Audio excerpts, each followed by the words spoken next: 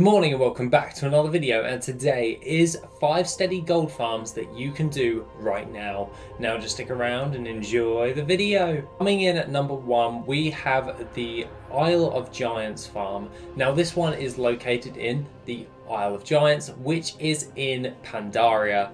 Now aside from this, you will need a skinner for this for maximum gold efficiency, but you can also do this without, but it isn't as great. Now for this steady gold farm, all you have to do is make sure that you have your skinner and run it around basically in a circle on the actual island. You're primarily going to be wanting to kill all of the dinosaurs and pack them up into one massive group and just burn them down and skin them. Dark Moon Firewater is definitely a must when you're doing this steady gold farm, as it will kill, as you'll be able to skin more mobs, and overall when you're doing your laps, more time effective overall. What you're going to be primarily getting a hold of is the giant dinosaur bones that drop off of the dinosaurs, and also by skinning them you also get a load of exotic leather, which you can turn into a magnificent hide to sell on the auction house if you have a leather worker also.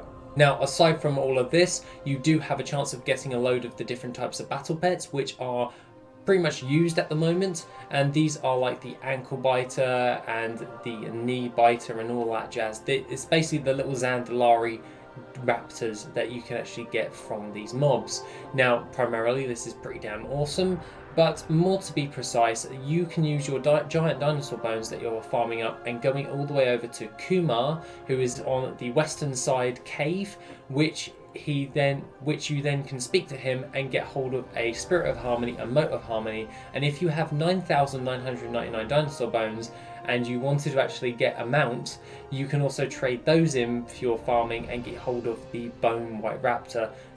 Unfortunately, you cannot sell the Bone White Raptor outright as the actual mount, but you can also package all of those up and cod those to someone in trade chat if you wanted to sell the 9,999 dinosaur bones just flat to someone. But aside from all of this, it is primarily a very steady gold farm overall, and definitely worth your time. Now coming in at number 2 we have the Volatile Water Farm. Now this one is located in the Twilight Highlands and has been a staple for many years. What you're doing is killing all of the water elementals in order to get hold of volatile water, and also along with this you do get hold of a load of different types of green items when you're doing this. The best way to maximize this steady gold farm is by using the potion of treasure finding, as these are cataclysm mobs, and in conjunction with the potion of treasure finding can actually provide you with a load of tiny treasure chests which contain things like pyrite ore, elementium ore, ember silk cloth, anything, an array of different types of materials which you then can use to sell on the auction house to increase your gold for that hour's farm. Now aside from all of this, the green items that you can get from these volatile water farm is quite good, and if you do have an enchanter, I would highly recommend disenchanting them. Failing that, if you do not have an enchanter, you can always go over to your garrison and set up an enchanting plot, which then you can use that to disenchant all of your items also. Aside from all of this is a great farm for volatile water and will provide you a decent amount overall. Now if you have the Worth It add-on, I would recommend double checking this under miscellaneous, which is under the farming tab, and then you can then double check to see what the gold per hour is without the potion of treasure finding added on, so then you can see how much extra gold you can make with that potion of treasure finding. Now that being the case, that is the Volatile Water Farm at number 2. Now coming in at number 3 we have the Blood of the Mountain Farm. Now this one is located in the Molten Core, and what you'll be actually doing is running in there and not killing any of the raid bosses. Now what you're wanting to be doing is by going in there and killing any of the Molten Destroyers. These are laid out all the way up to Nar, and basically all you have to do is just kill them and loot them, and they have a chance of dropping Blood of the Mountain. Now also with this, you can then, by not killing any of the raid bosses, you can run out and reset the instance, and this could be easily done if you run a druid, because then you can use your Dreamwalk ability to jump back out and jump into the instance, so you don't have to run all the way back, which saves you more time overall.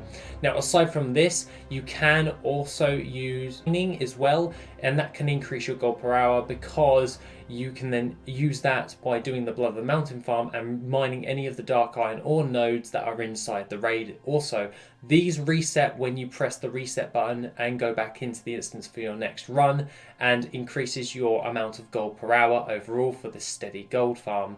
Now, aside from this, you do have a chance of getting a hold of more Blood of the Mountain from those deposits for dark iron ore as well, which increases your gold overall. Now, coming in at number 4, we have the Essence of Water farm. Now, this can be located in the Swamp of Sorrows, and more or less all you'll be doing is going over to this one little specific spot in the western side of the Swamp of Sorrows. All you're going to be doing is running around and killing a load of water elementals. That is basically all you're going to be doing. You will get a 10 ton of different types of essences of water, and they can be used either to make tomes of illusions for Azeroth, or you can use those ones also and sell those flat on the auction house for a pretty penny. These mostly sell pretty damn fast, as they are used for those tomes of illusions quite a fair bit, and if you use it with your enchanting, you can make more gold overall. Now, this one is just an easy steady gold farm, and it doesn't take that much brain power just to run around and kill a load of mobs for the entire hour. This one is mainly for someone that is just getting into farming and want an easy farm to actually just ease themselves in it. That's hence why I've put this one on the list, because if you're just new to gold farming, as I've been seeing a rise in fluctuation in my new subscribers that they've just gotten back into everything, I'm providing you guys with one farm that you can do if you're just starting out. Is just do the Essence of Water farm, as it will give you a nice steady gold overall for that entire hour's farm. Now, aside from all of this, let's move on to number 5. For number 5, and primarily is my most favourite farm, and that is at the Throne of Kil'jaeden in Outland in Hellfire Peninsula. Now, this is killing any of the fire elementals, which look green, so it's fell fire elementals, and these drop primal fire, or to be more precise, motes of fire, which you turn into primal fire.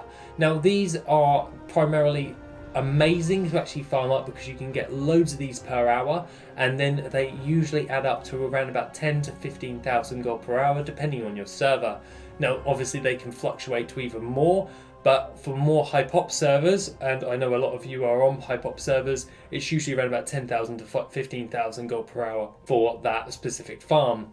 Now, aside from that, you can also double check this on Worth It as well, as the majority of all of the material farms that we've gone over are actually inside the Worth It add-on already. That being the case, this is a great way in order to actually just farm up a load of gold, and usually sells quite fast when it comes to primal fire, as it is used in an array of different types of transmog items, along with being used for loads of different things to actually craft into, and usually has a high sell rate on pretty much every single realm, so you shouldn't have a problem selling primal fire.